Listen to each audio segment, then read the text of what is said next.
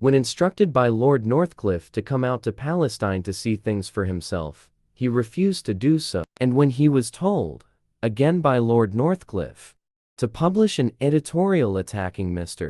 Balfour's attitude towards Zionism, he refused yet again. After returning to England, Lord Northcliffe requested the resignation of Mr. Wickham Steed on the 2nd of March 1922. The editor refused to do so and informed a director of the Times that Lord Northcliffe was going mad. Douglas Reed continues the story. On June 8, 1922, Lord Northcliffe, from Boulogne, asked Mr. Wickham Steed to meet him in Paris. They met there on June 11, 1922, and Lord Northcliffe told his visitor that he, Lord Northcliffe, would assume the editorship of the Times. On June 12, L922, the whole party left for Evian-les-Bains, a doctor being secreted on the train, as far as the Swiss frontier, by Mr. Wickham Steed. Arrived in Switzerland, a brilliant French nerve specialist unnamed was summoned, and in the evening certified Lord Northcliffe insane. On the strength of this, Mr. Wickham Steed cabled instructions to the Times to disregard and not to publish anything received from Lord Northcliffe. And on June 13, 1922, he left, never to see Lord Northcliffe again. On June 18, 1922, Lord Northcliffe returned to London and was in fact removed from all control of, and even communication with his undertakings, especially the Times. His telephone was cut. The manager had police posted at Re door to prevent him entering the office of the Times if he were able to reach it. All this, according to the official history of the Times, was on the strength of certification in a foreign country, Switzerland, by unnamed French doctor. On August 14, 1922, Lord Northcliffe died. The cause of death stated was ulcerative endocarditis, and his age was 57. He was buried, after a service at Westminster Abbey, amid a great array of mourning editors. Such is the story as I have taken it from the official publication. None of this was known outside a small circle at the time. It only emerged in the official history after 3 decades. An effete had been published in 1922, would presumably have called forth many questions. I doubt if any comparable displacement of a powerful and wealthiman can be adduced. At any rate, in such mysterious circumstances, Douglas Reed concludes, Lord Northcliffe therefore was out of circulation and of the control of his newspapers during the decisive period preceding the ratification of the mandate by the League of Nations, which clinched the Palestinian transaction and bequeathed the effects of it to our present generation. The opposition of a widely read chain of journals at that period might have changed the whole course of events. After Lord Northcliffe died, the possibility of editorials in the Times attacking Balfour's attitude towards Zionism faded. From that d.me, the submission of the press, in the manner described by the protocols, grew ever more apparent, and in time reached the condition which prevails today, when faithful reporting and impartial comment on this question has long been in suspense. Lord Northcliffe was removed from control of his newspapers and put under constraint on June 18, 1922. On July 24, 1922, the Council of the League of Nations met in London. Secure from any possibility of loud public protest by Lord Northcliffe to bestow on Britain a mandate to remain in Palestine, and by arms to install the Zionists there, describe what events have shown to be the fact. The matter was not so depicted to the public, of course. It is interesting to note in passing that Douglas Reed, who had joined the staff of the Times newspaper at the end of the First World War, was sent to Boulogne to act as Lord Northcliffe's secretary during the first week of June 1922. He was thus one of the last people to be with Lord Northcliffe before he was pronounced insane. It is clear that in the opinion of Douglas Reed, who subsequently was to be the Times chief foreign correspondent for Central Europe and the Balkans, Lord Northcliffe was his normal self during that week. I cannot judge, and can only record what I saw and thought at the time, as a young man who had no more idea of what went on around him than a babe knows the shape of the world. When I returned to London, I was questioned about Lord Northcliffe by his brother, Lord Rothermere, and one of his chief associates, Sir George Sutton. The rod of madness must by that time have been in their minds, the certification had ensued, and therefore have underlain their questions. But not even then did any such suspicion occur to me, although I had been one of the last people to see him before he was certified, and removed from control of his newspapers. I did not know of that when I saw them, or for long afterwards. In such secrecy was all this done, that although I continued in the service oft-times, for 16 years, I only learned of the Madna S's and certification 30 years later, from the official history. By that time, I was able to see what great consequences had flowed from an affair, in which I was an uninitiated onlooker at the age of 27. For, under cover of the Second World War, the swiftly growing number of Jews in Palestine were armed, and with the credit of the successor to the League of Nations, the United Nations, the State of Israel was both proclaimed and then swiftly, officially, and internationally recognized by the members of that institution soon after the war had come to an end. Ezra Pound was only too well aware that what passed itself off as education in the Western world was nothing less than a conditioning process which guaranteed ignorance of the overall nature and unity of existence, at the expense of being highly informed about specific and isolated pockets of life, the height of that ignorance being the person who thinks he or she knows all there is to know, when in fact the opposite is the case. Ezra Pound was also only too well aware that both the First and the Second Kafir World Wars had been engineered, precipitated and orchestrated by the Freemasons, who as a result had made much money out of them, as well as increasing their control both over and in not only the governments of all the countries involved, but also their educational, business, medical, legal, and media systems, thereby ensuring, via their banking, insurance, and other finance systems, virtually complete control over much of the Kafir producer-consumer processes, which was being established in those countries. Ezra Pound was brave enough to broadcast what he saw was going on over the radio from lately midway during the Second World War. He was foolish or foolhardy enough not to realize the degree of control which the Freemasons already exercised over the systems, which he hoped to liberate by warning the people of the danger which threatened to engulf them, and by suggesting an alternative way of life and of government and commerce, based on the teachings of Confucius, which at the time he was in the process of translating. It would appear that he was unaware of the only viable alternative way of life to the Kafir system. That is the Dajjal system, that is, the way of Muhammad. May Allah bless him and grant him peace. When the American forces reached the part of Italy where Pound was, he was immediately arrested. At that point, he imagined that he was going to be taken to America to advise the government as to how to best adopt and implement the Confucian mode which he had been suggesting into the American way of life. The basis of this mode echoed the resolve of the original founding fathers of America, in that interest in any form or guise should not be charged on any kind of debt or loan. Pound's subsequent treatment soon demonstrated that he was sadly mistaken in his belief, and showed how inimical the controlling Freemasonic elite of America were to any suggestions which threatened their chief source of revenue and control, that is, the creation of debts, and the charging of interest thereon, so that the debtors had no choice but to work continuously in their producer-consumer process, in order to raise the money to pay off the old debts, whilst at the same time incurring fresh ones.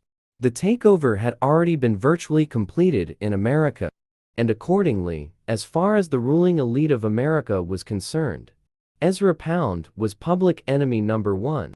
Soon after his arrest, Ezra Pound was taken to Pisa, where he was put in solitary confinement in an iron cage which stood in the middle of a military compound, and which provided no shelter from the sun by day, not from the cold of night, nor from the wind, and the dust and the rain.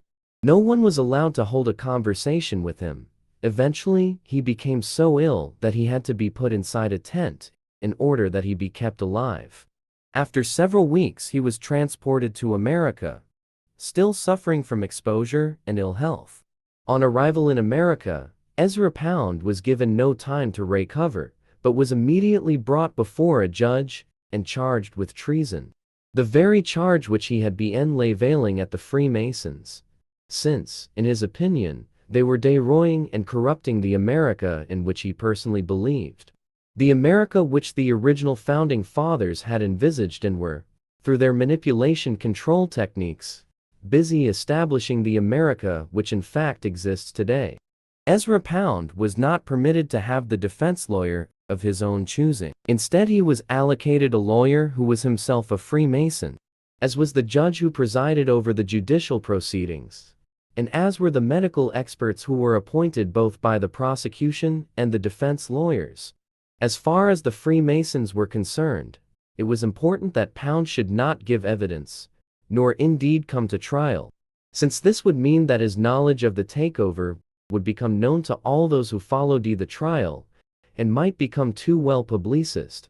Even though the main media systems in America as in Europe were, and still are, controlled by the Freemasons, anyone who has attempted to set up their own broadcasting station in a Kafir country will know just how tight the control exercised by the Freemasons is. Accordingly, Pound's lawyer advised him that the best tactic was to avoid the danger office being convicted for treason, which is an offense carrying the death penalty, by maintaining that he was unfit to stand trial by reason of insanity. It was necessary that Pound did not speak a word in court. Pound, who was already an aging and, because of the treatment which he had just received, a sick man, submitted to the pressure exerted by his lawyer and by his wife, and agreed to adopt this approach.